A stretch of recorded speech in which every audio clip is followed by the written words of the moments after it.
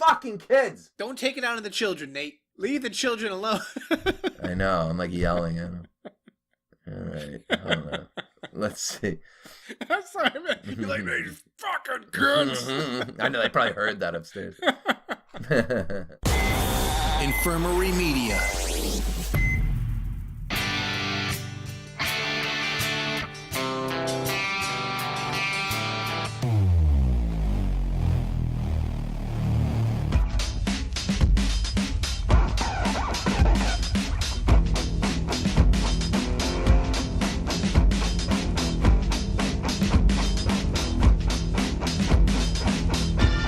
Now tuned in to the Selling Out Podcast.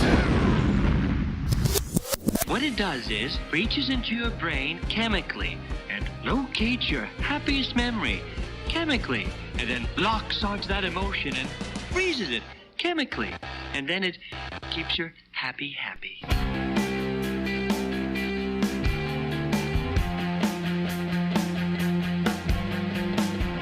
Hello, and welcome to the Selling Out Show.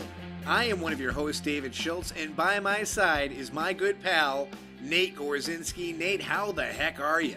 I'm good, man. I'm trying to deflect my cats from getting too close to the mic. They're trying to make guest appearances, and so I'm just kind of deflecting cats like a ninja over here, but otherwise I'm good, man. Yeah, in my mind, I can just see the fists flying, fur going everywhere, all that great stuff. Yeah. Well, that's a wonderful way to start a show, is the fact that you're beating up on your furry feline friends. I'm wondering, I want to tell the listeners out there, we got a great one planned for them today. We have a wonderful show. Am I overstepping my bounds, really, by saying how great of a show we have planned for the people today? Well, it's a tall order to live up to, but I think we got confidence that's warranted. Sounds like Nate has some concentrated confidence right there. Let's bottle it, sell it, spritz it, and go disappoint some ladies. Hachi-machi. They've done studies, 60% of the time, it works every time. Let's go see if we can make this little kitty purr.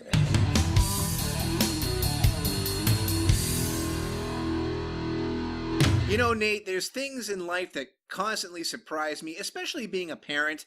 One of these things happens to be a phenomenon going on right now that I was completely unaware of until my 6-year-old thought I was lame that I didn't know it was going on, and that is something called baby shark. Were you familiar with the baby shark phenomenon? No, blessedly, not until you brought it to my attention. I'm poisoning your mind. You see how it works? It's almost like a virus. I'm sharing it with all of you. But for people out there who don't know, maybe you don't have kids or anything, there's a song on YouTube called Baby Shark, made by this production company called Pink Fong. And the reason why I keep stating that this phenomenon is big is because it's had over 2.3 billion views on YouTube. Billion. With a B. With a B. And I understand some are repeat views. Some people might want to put it on, all day, so it keeps their kids occupied, so they don't have to do any human interaction, I suppose. But here's another thing. It hit number 32 on the Billboard Top 100. Wow, it broke into the charts. It did break it. It did. It most certainly did.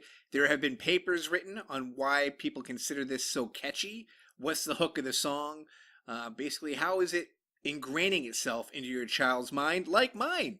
Because the ditty is a little catchy. I'll give it that. I had to search it after my son brought it up to me, and I couldn't stop humming it for the rest of the day.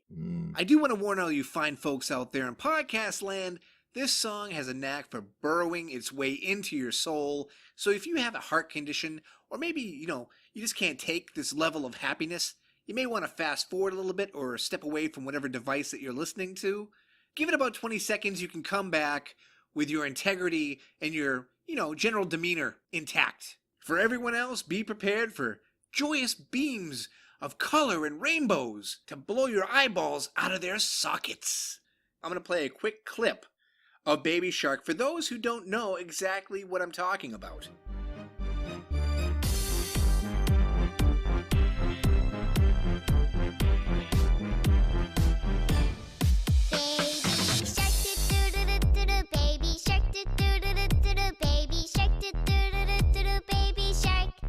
Mommy shark do do do do do do, mommy shark do do do do do do, mommy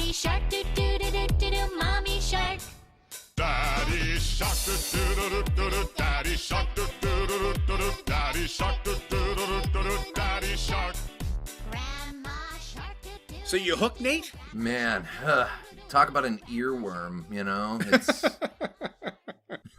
Yeah, it's but does it make you insidious. feel good? It's a happy, upbeat tune. I guess. It's like sugary poison. Oh, yeah, okay, great way to put it. But I mean, it really has no educational value. There's no, nothing to be learned from this song. It just kind of gradually goes through every member of the family being a shark. I mean, there's always been an element of nonsensical material for kids that lacks real educational substance. You hope the things you're showing your kids or that are on TV for kids have educational value, but we've always had, you know, the I love you, you love me, like songs that that just are just, they get in your head and your kid sings them and they annoy the heck out of you. We had the Wheels on the Bus song when we were kids. And Nursery rhymes, things like that. Yeah, things like that. But it really wasn't until the Teletubbies when you saw it. Like, the Teletubbies seemed like just something colorful and bright for the kids to watch and not really anything. They weren't learning anything. It was just like, put your kid in front of this. It's bright and shiny and they will leave you alone. Right, yeah, exactly. Well, this thing just really piques my curiosity because do you remember back in the day when people would suggest, oh, put that metal record in reverse and it's going to tell you to do some evil, sinister shit, man. Right. Well, you know, here I am today wondering, are the fine folks at Pink Fong trying to influence our youth into doing some misguided deeds like, I don't know, potentially murdering me in my sleep? This is some serious, hardcore research not to be taken lightly. Suck it, Led Zeppelin. So without any further ado, here is Baby Shark. Or should I say, Kishner Diarb backwards.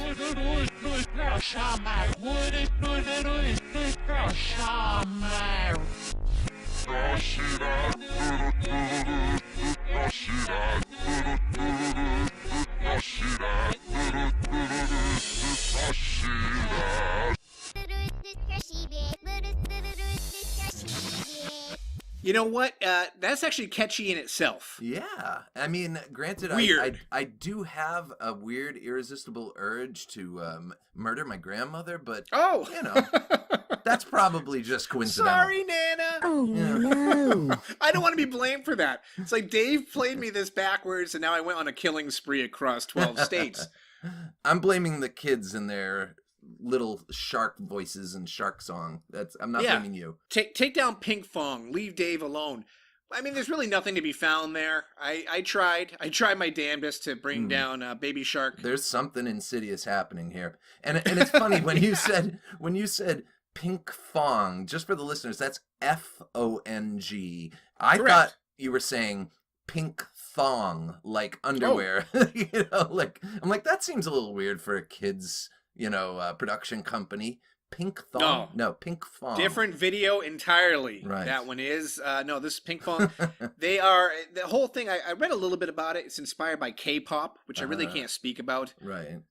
I don't know much about K-pop whatsoever. And there was, it'd been around for a couple of years, but apparently there was a hashtag challenge, the hashtag Baby Shark Challenge, which inspired people to do some dance moves or something. And that's when it started to grow and more people started watching it on YouTube. Right. Whenever there's a dance involved, things get huge, you know, whether it's the frickin' Macarena or the Baby Shark song. I'm just looking out for the kids, man. I want to make sure once they hear this song, they're not out there pulling an Ozzy Osbourne and biting the heads off of bats.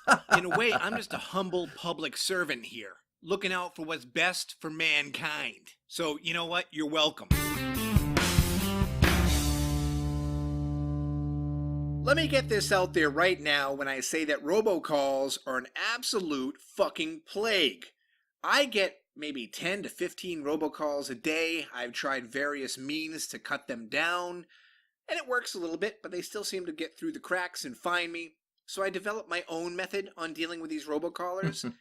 And what I do is this, is I answer the phone, and I immediately pretend as if I was in an accident.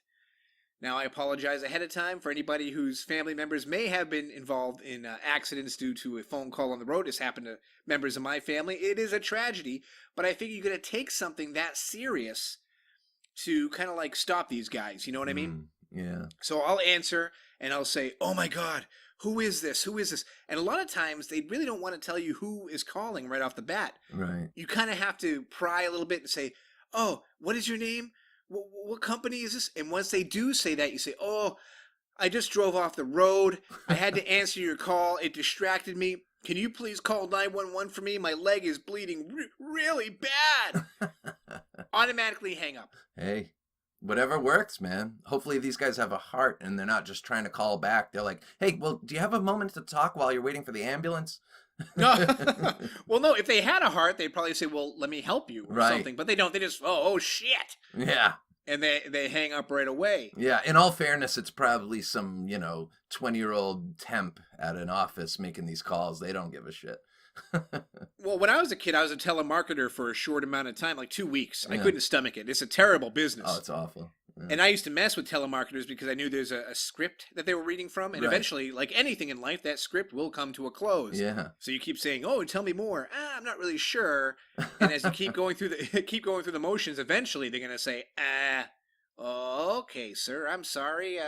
Can't help you today. Right. But with the robocalls, they just keep coming and coming, man. I'm in Texas right now, and I think Texas is one of the worst states for robocalls. I don't know how bad they are in Massachusetts but I think it's a problem that most people have to deal with on a daily basis. Yeah, it's a modern issue. It's a modern problem. It really is, and it's a terrible problem to have because, like I said, I use the distracted driving thing as an excuse to kind of mess with them a little bit. Yeah. But it's a scenario that really does happen because people are so focused on their phones, especially on the road. Sure. I wonder if the same guy's ever called twice and you try to use it and he's like, wait a minute. Were you in an accident again? You're like, yeah, dude, you're ruining my life. This is 2 cars now. You fucked up. Yeah, and a bicycle. Yeah. Damn it. So recently I learned of this new app that's touting that it's the best on the market by using these fake voices. And I'm a little bit mad because they're stealing my motherfucking shtick. So the app does what you were doing? Basically, yes. The app provides fake voices to mess with the robocallers. But I have a clip here from a news report about this app, so let me play that real quick for the people. So he downloaded a robocall blocker that turns the tables on the callers. It's called RoboKiller. Instead of just hanging up, it plays games with the callers. It has what's called answer bots, and they fool the spam bots into thinking that you're an actual human, and then they give up calling you. Paul's phone has 24 responses designed to fool automated calling systems. One of my favorites is someone who's speaking in a Russian accent, and he pretends that he doesn't speak English very well. Yes. Are you calling from the Gulag? RoboKiller costs about $2 a month to use, and the Federal Trade Commission says it's safe to use. Are you telling me what I think you're telling me? Now, some of the voices may not be politically correct, and it plays a bit into stereotypes like the Russians, but if that offends you, you always have this option. We're sorry. You have reached a number that has been disconnected or is no longer in service. Now, what pisses me off the most about this is they're making $2 a whack off this app for something I'm doing for free. I mean, I guess they're saving you the trouble of cleverly coming up with something. This is for less inventive people. You have a creative mind, so you almost, it seems like, enjoy the little interaction to a point. I mean, obviously you'd rather not have the call happen at all, but you but you kind of relish in the awkwardness that you that you create. But yeah, man, I guess it's just a matter of shit. They got the patent first, they created the thing, and I don't know. But Nate, like they mentioned on the whole piece there, it's racially insensitive. I have a lot that we could say about that, but you know what? I think people just need to calm down. If anyone's insensitive, it's the people calling and interrupting dinner or whatever, Well, I'll tell you another thing that also kind of irks me about this is that whole Russian accent thing they got going on. Yeah. Something about the gulag or whatever. Yeah. I once, when I was a young man, I lived down the street from a college, one that I didn't attend, but I was a happy-go-lucky guy. I like to drink a lot, as you recall. Mm-hmm. And one night I had a few too many, and I went to the campus, and I put on a fake accent, an Eastern European accent, Mm-hmm. and I scored with a girl. Wow. It got me laid. Yeah, man. They love that foreign dick. That's surprise. Yeah. It's not foreign dick at all. It's locally bred and raised. It was me. You Trojan horse him. Yeah, I really did. This catfishing before Yep. catfishing, I suppose. Right. So for me, it's like, not only do you, one, take my whole thing away about maybe being in an accident or turning the tables on these guys a little bit, Yeah. but then two, the accent. Come on now. Yeah, man. Maybe it was one of those college students that started this, and they, they met you and they remembered you, and they're just making money off your life. Oh, I'm sure if they remembered me, or I'm sure. Well, that poor young girl. I haven't thought about her in years, but imagine, because I did eventually reveal that was all fake, and she still hung around. So Wow, man. now I have no idea whatever happened to this girl or where she is now. Hopefully, everything's well. And maybe she's married and has kids or whatever. But the thing is, I really do hope she figured out what was wrong with her poor, misguided soul. I mean, after all, hooking up with me, fake accent or not, is still a questionable act, to say the least. Nate, the truth is out there. There is something to be found beyond the stars, some kind of higher intelligence. And someday, it could very possibly Be here. Maybe it is already. It very well could be. But I have a question for you is, let's say you were an alien and you were visiting our humble little planet for the first time. He's found me out, folks. Yeah, you're like a serpent man, a lizard man, or whatever the whole conspiracy Some is. reptilian. Surprise, everybody. Yeah. You're a reptilian, yes, exactly, thank you. What part of human behavior would give you pause, or maybe even you'd find disturbing? Wow. So as a newcomer looking at humans as a species, what trips me up about them? Well, the same thing that freaks me out as a human, man. When I look at people and see specifically like religious ceremonies and rituals, or even practices that people do, whether it's traditions like Christmas trees and Easter bunnies and Easter eggs, or just going to church. If you were, as a complete newcomer, to go into a Catholic church and see all the pageantry and stand up, sit down, kneel, pray, eat this little wafer and do this and that, and this wafer is the body of your savior and you're eating it, so it's like pseudo cannibalism going on here, like that shit would trip me up, and does. So that's sit, Ubu, sit. Good dog. Exactly. But what do you think would freak you out, or give you pause, as you said, if you were this visiting alien? Well, there's a lot of basic functions that we do that's just odd when you kind of look at them from afar. Sure. But I think if I was new to this planet, sleep would bother me. The fact that human beings sleep, for a couple of reasons. One, if I was an advanced life form, I'd hope that we wouldn't need to sleep anymore, because sleep really dominates a large part of a person's life. Sure. Yeah. To the point where it's like, oh my God, I made it to be 94 years old. Well, half of those years you basically spent sleeping. Yeah, man.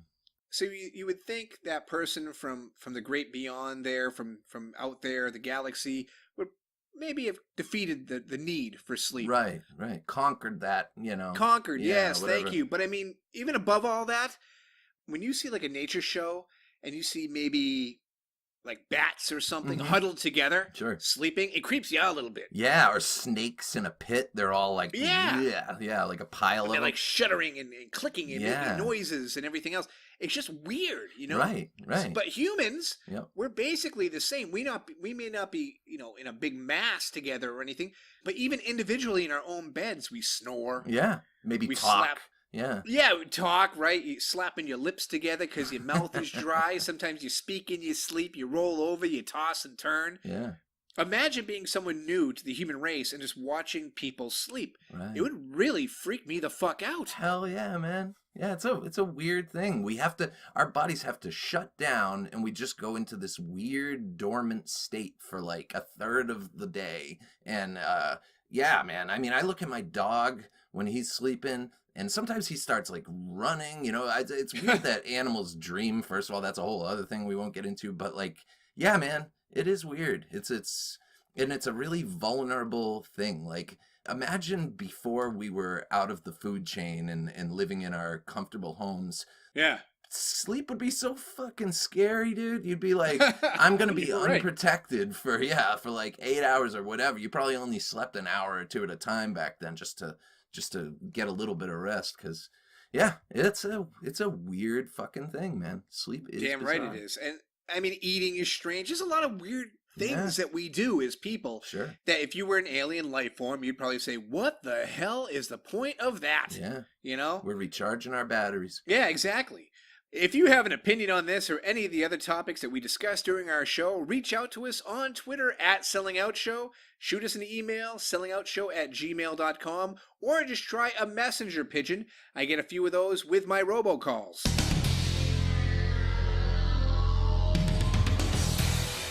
Sure, we all know vaping saves lives, but now I want to save you some money. Visit NorthlandVapors.com. Proudly made in North Dakota, Northland Vapors line of e-liquids contain no artificial sweeteners, are dictone free, and won't gunk up your coils. Whether you're quitting smoking or an experienced vapor, Northland carries a variety of flavors and hardware, making it a one-stop shop for all your vaping needs. Northland believes quality doesn't need to be costly, and right now you can use code SELLINGOUT19 and save 19% off their already amazing prices. So what are you waiting for? Get your head into the clouds and shop online at northlandvapor.com or visit their locations in Moorhead and Bemidji, Minnesota. Some products contain nicotine, adults only.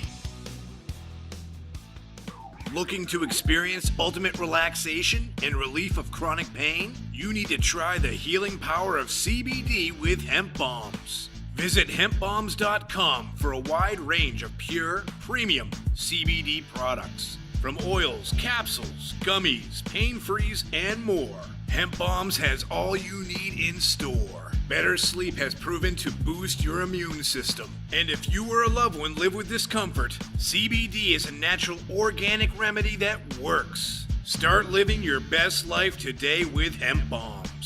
Fans of the show can now save 15% off by using code SELLINGOUT at checkout. Again, that's one word, selling out, to enjoy the benefits of CBD for 15% off at hempbombs.com.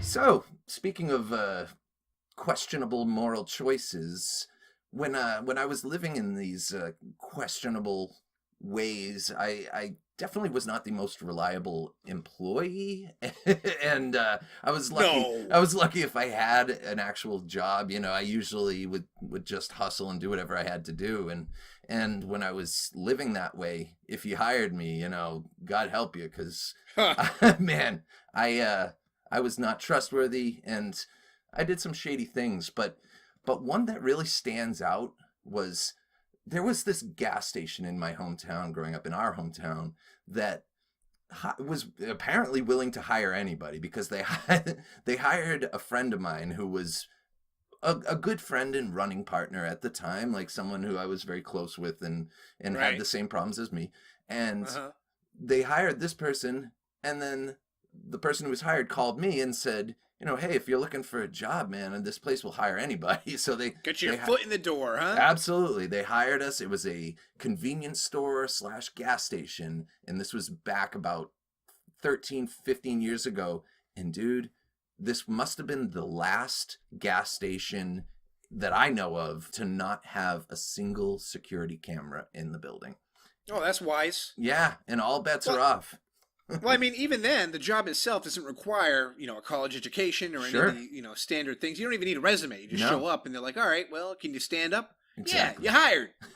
And mind you, I mean, I wasn't a spring chicken at this point. Most of these, a lot of people working at these convenience stores are, you know, high school to college kids, whatever. I mean, yeah. And I'm, you know, in my late 20s probably at the time and working at this convenience store. But man, that lack of cameras, I tell you, man, they would put me and this friend of mine on, just the two of us in this store for a shift. And first of all, we'd use the place as our own personal cooler or refrigerator. It's just like, oh, you're hungry? Oh. Grab a fucking soda, you know? I'm sure plenty of people do that. They're like, who cares about a missing Gatorade? Man, but we had this whole system down where when we first pulled in and got to work, we would, you know, take the money we needed out of the register, say we just needed $40 to get straight because we'd go to work sick. One of us would hold down the fort and work while the other one ran out with that $40 and got some drugs, what we needed. So we would always make sure that our register added up at the end of the night. And an easy way to do this was that people would come up, fill their tanks, and this occasionally really happened. Someone would fill their tank. We'd be so busy with a line of customers that we wouldn't even notice that the person had driven off. And next thing you know, we're looking down and we're like, shit, pump 4 has never been paid for. And they pumped $60 worth of gas and they just ran. And there's no way to know what, we didn't have a camera to catch their license plate, anything. Right, yeah, right, exactly. So we learned pretty quickly that, say somebody pumped $80, they come inside, drop 420s on the counter, and walk out and say thank you. We just pocket the $80 and say, they drove off, and prove me wrong. There's no cameras. So, man, I mean, it got so out of control that, eventually one day I went to look at the schedule and grab my paycheck. And when I got there, the schedule did not have me on it for the whole next week. Surprise, surprise. Yeah. We had this new manager that was, he had been there for a few weeks at that point, and it seemed, I don't know, he was really friendly to everyone, but it turned out they had hired him to snake out who was causing all this loss in merchandise, because it was noticeable. At this point, we had been there for a couple months, and basically to catch you. Yeah, that's what it was. Yeah. Instead of getting security cameras or anything, they're like, we're going to hire a human being exactly to hunt you down. Some store detective, and dude, this guy.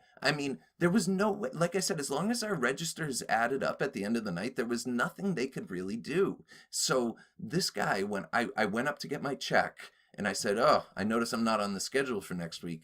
And he kind of smiled at me with this "I caught you" smirk, and he was like, "Yeah, man, you're out of here. You're fired." Like, all cocky. Yeah. And I'm like, "Well, can I grab my last check then, or whatever?" And he goes, "You can do one of two things. Either you can sign over your last check to us, or you can take your last paycheck, and I will make sure our lawyers go over your transactions with a fine-tooth comb and catch every little..." So I called his fucking bluff. I said, "Give me my check. I'm out of here." Okay there, Rambo. I'll take my money and leave. And guess what? It's fucking 15 years later. Never heard a word back from them, and that place has closed, and I'm sure I had a big hand in that. And again, I'm not saying this stuff bragging. It's just like, because it's gross, but it's just weird stories, man. I can't believe after my friend and I stopped working there, after we were booted from Fired. that place. Yeah. There was this dude that lived across the street that used to come to the store and party with us basically all night while we were working. He just lived there and he'd come over, we'd smoke a joint out back, or doing coke in the fucking, in the back room or whatever. Sure, yeah. This dude ends up getting hired. And from what I understand, this guy would take it a step further. He would take like a whole book of new scratch tickets and just activate the book and start scratching them and just hoping that by the end of the book, he would make enough money to pay for all the ones he had already scratched. And oh, man. Yeah, dude, I guess he got really hemmed up for that, because that's a lot easier. We never went that far. We would, like I said, we made sure all our numbers added up and everything. Dude, all the things we used to do, all these hustles, nowadays I look back on them like, it was so tiring. It's a young man's game to do all that shit, man. And, folks, don't be an addict. Well, here's something. First off, Rambo bust you. Okay, can you really blame the guy? Right. That was his job. Sure. Yeah. Albeit the company itself had flawed policies on security, apparently, from the get-go. Yeah. Even then, after they let you go, they hired someone potentially even worse. Right. God knows what happened to him in the lottery ticket scam. Yeah, who knows? Even then, you're not even frauding the company anymore. You're frauding the state. Right.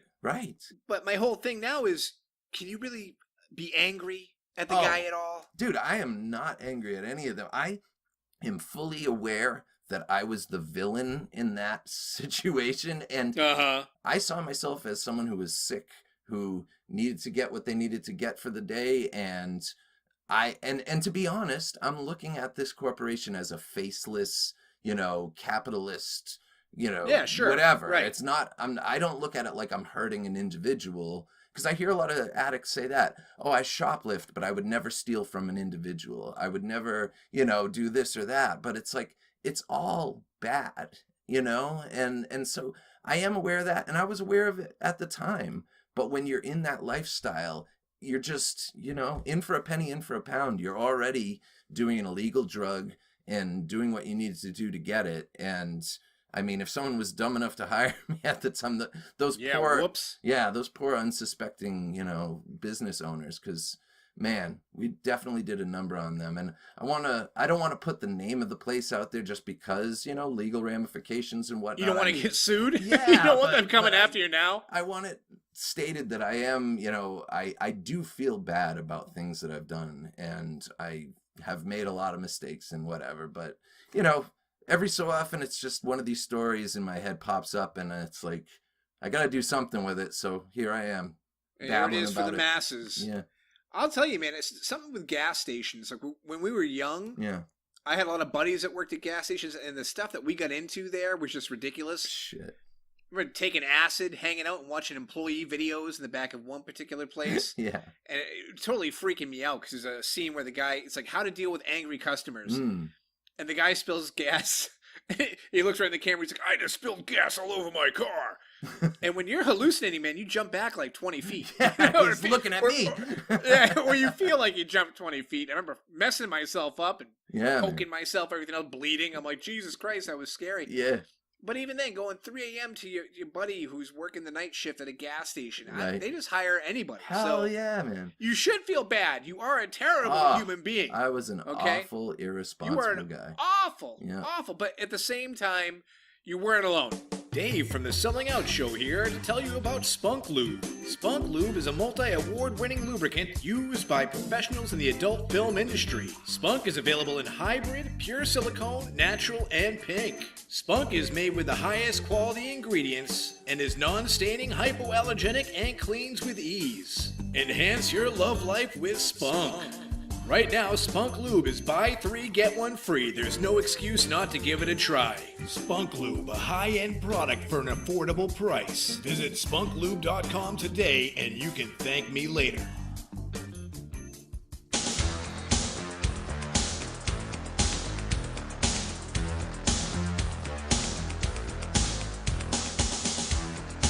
Dust off your LPs. It's time for Nate's Notes. It's funny, man. I know this whole show is basically just two dudes realizing we're getting old and looking at shit from these old guy perspectives. Maybe we reminisce about old times. Sometimes we look at shit that's happening nowadays and get all curmudgeonly about it. And we always are the first to acknowledge our "get off my lawn, you whippersnappers" tone. Well, now is definitely one of those times. So there's always going to be some kind of music that the youth is into that previous generations just can't wrap their heads around. There were old fogies that thought jazz was crazy, hedonistic madness for black guys that wanted to introduce their daughters to the devil's lettuce. Punk rock terrified parents in the late 70s. And of course, when 80s and 90s grown-up squares heard hip-hop, they said it was just talking over someone else's records, and they didn't get it. Now, I personally have always been open-minded when it comes to new musical movements, and experimental, sometimes noisy stuff that I'm sure would confound most of my own generation, never mind my parents. If something is interesting as a concept, or does something cool sonically, whether it's super minimal in structure or crazy complex, I will probably get into it, or at least grant that it has merit. I can be a snob about pop sensibilities and overproduced sugary radio hits, but I also appreciate what it takes to make a really catchy, sweet melody, or just a danceable pop song, in limited cases. But of course, there has always been a ton of shitty, lowest common denominator pop music, mostly copying something that came before. There will always be a certain artist that breaks through with something unique but undeniably poppy.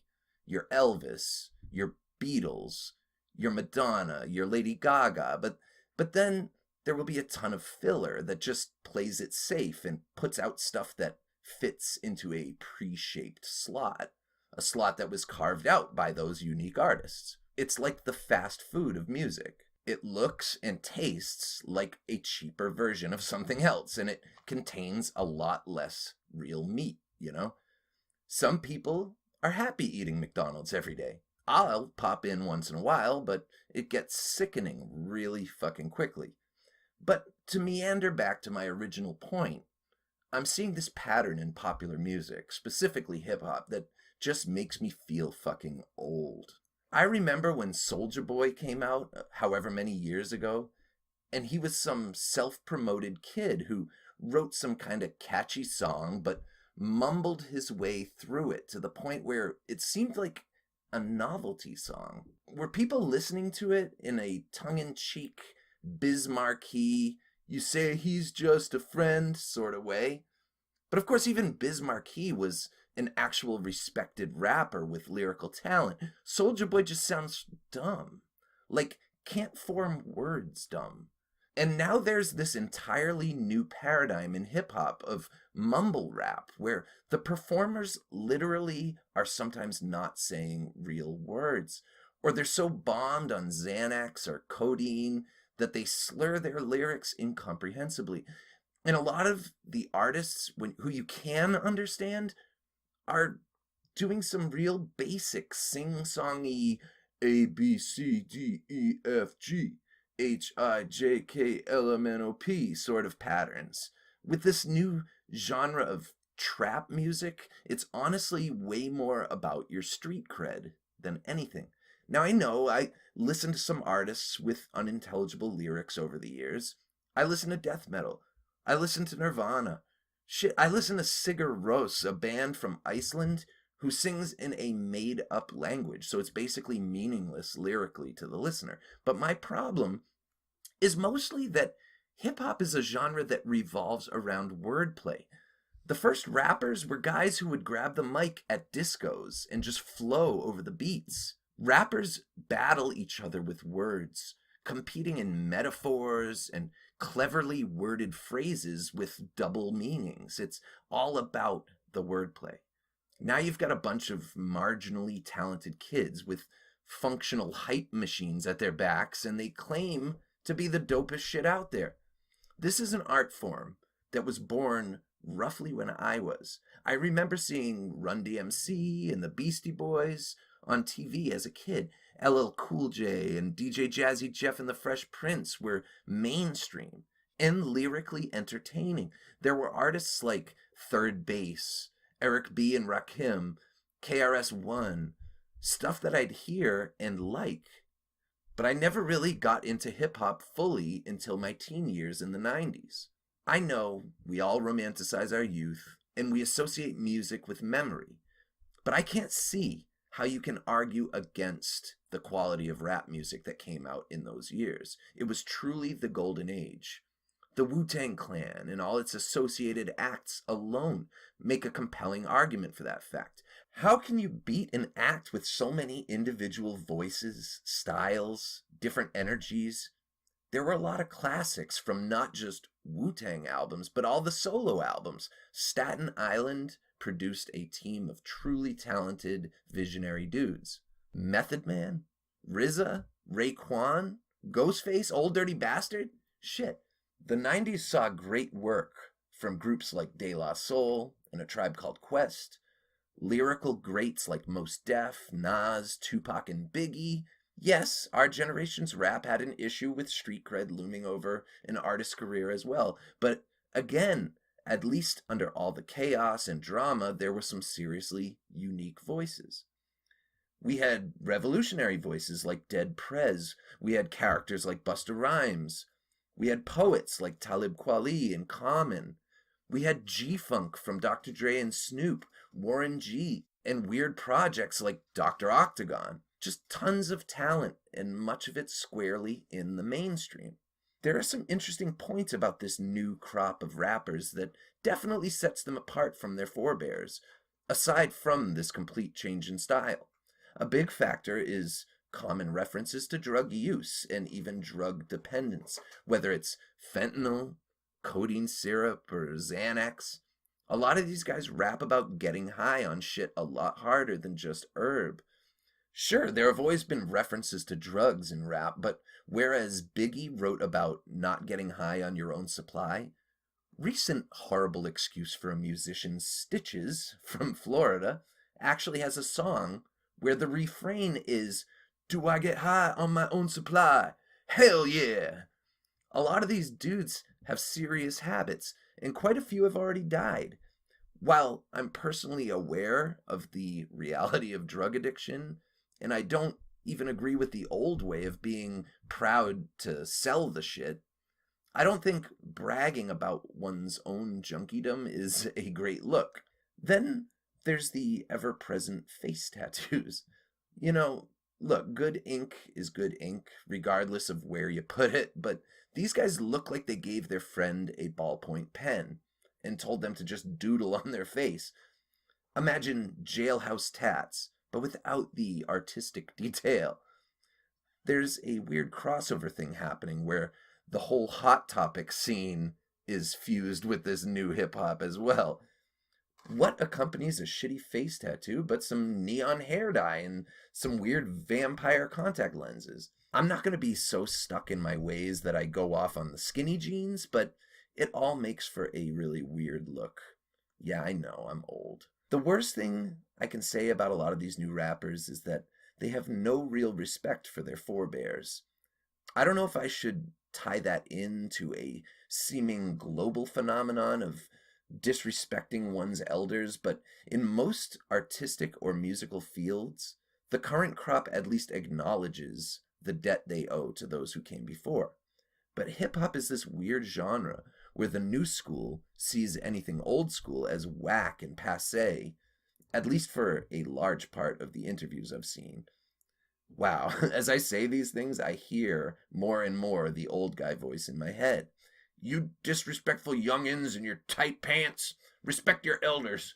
Anyway, it's not all bleak. There is definitely still a vibrant underground where truly great artists like Aesop Rock, MF Doom, R.A. the Rugged Man, and Vinnie Paz, they keep the fire alive. Sometimes we have a true talent that makes some real waves in the mainstream, like Compton's Kendrick Lamar, or the current collaboration between Killer Mike and LP, Run the Jewels. Jay-Z is still considered royalty, and he's always had the skills to back that up.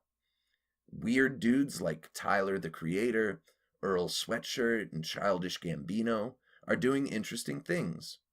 Great hip-hop is definitely still being produced. It's just that a lot of kids don't know any better than to idolize some dude mumbling nonsense in pink dreads while he drools on himself from drinking too much lean. Let's just hope that the young listening public comes to its senses soon.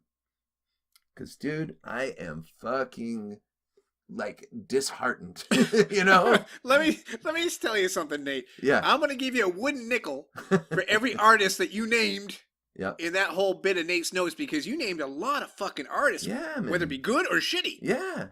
I mean, well, dude, that's my point, though. There was so much talent. As much as I hate Kanye West and his attitude and his fucking whatever, his controversial opinions and his ego. Everything. Yeah, but I at least acknowledge he has talent. But I see him working with a dude like fucking Lil Pump. Dude, I know that this isn't your style, but No.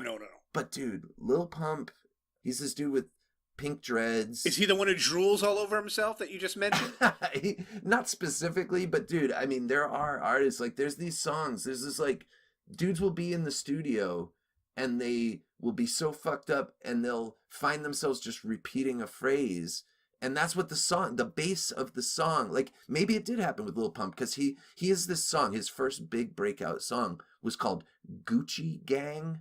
And the chorus is literally just him going, Gucci gang, Gucci gang, Gucci gang, Gucci gang, Gucci gang, Gucci gang, Gucci gang, Gucci gang. Gucci gang, I'm in. Gucci gang, Gucci. Yeah, dude, it's I'm in. That sounds great. It's no better than Baby Shark. Baby Shark. You know, Baby Shark. That's catchy. Maybe it's preying upon that same thing where people want a simple, hook. Repetition. Yeah, but that's what it's all about now. And yeah, these artists, a lot of them are on Xanax. Dude, there's an artist, I think he's kind of fallen off now. I say artist loosely. Loosely, yeah. Right. But there's a dude went by the name Lil Xan. And this dude, he first of all, he looks like he's about 15. He looks like this little, I guess he's Hispanic, but he looks like this little white kid from the suburbs with some shitty face tattoos. He's always he sounds like a friend who you'd be calling 911 because he's fucking slurring and he's incoherent. Yeah, man. And that's how a lot of these dudes are. And the point of all this, I thought, was that this was poetry. It was people showing that they had some sort of talent that others did not possess. I feel like none of the shit that's being produced now, aside from maybe the production, I respect producers making beats, even if it's something simple, like I said, but the wordplay is just not there. And I feel like nobody that's breaking through is showing anything but maybe the ambition to follow through in a business sense. They're not showing any real unique skills that can't be replicated by anyone else. A persona, right? Maybe say a persona, what they're all about, or their look. Yeah, man. I mean, it could be. It's because that's it. But even all that is starting to look the same.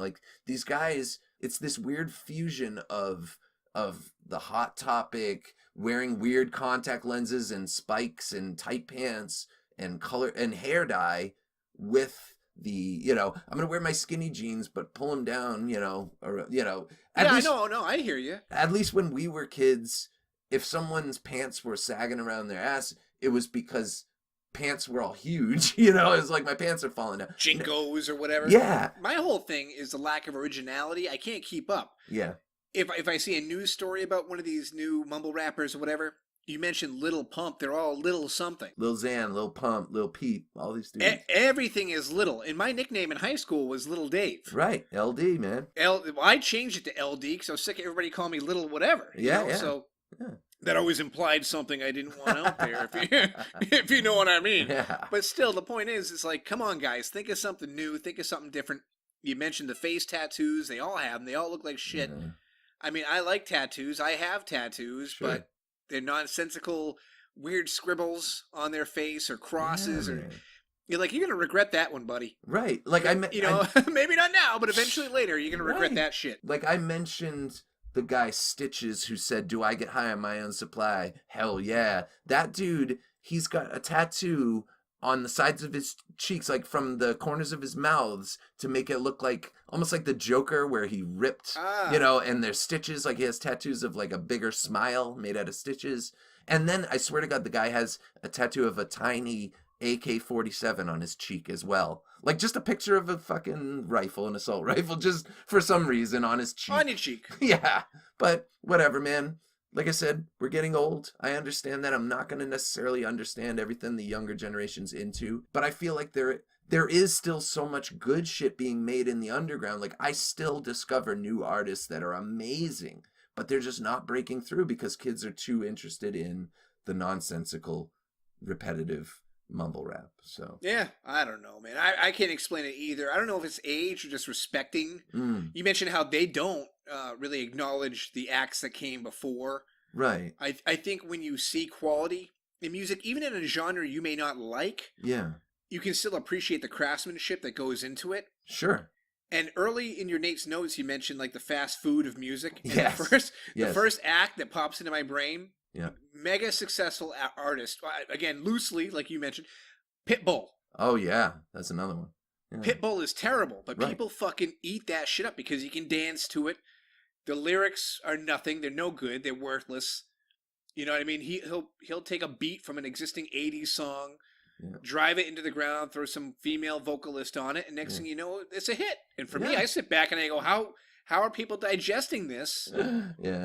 Accepting this so easily? I agree. And I have no problem if it's done tastefully or interestingly, tweaking a sample, taking something from an early, that's not what bothers me. But I understand what you're saying. If it's there's no originality and the lyrical flow doesn't even make up for it, there's always going to be a Who Let the Dogs Out, or Whoop There It Is, like Thong Song. Yeah, exactly, like shit that is just sugary, whatever. But this, hopefully it goes away soon. The party is now officially over. You don't have to go home, but you can't mumble rap here. I want to thank each and every one of you for tuning in. Virtual hugs for all of you. We appreciate you taking the time to listen to us basically complain about everything in our life. I am Dave, that is Nate, and this has been Selling Out. Peace.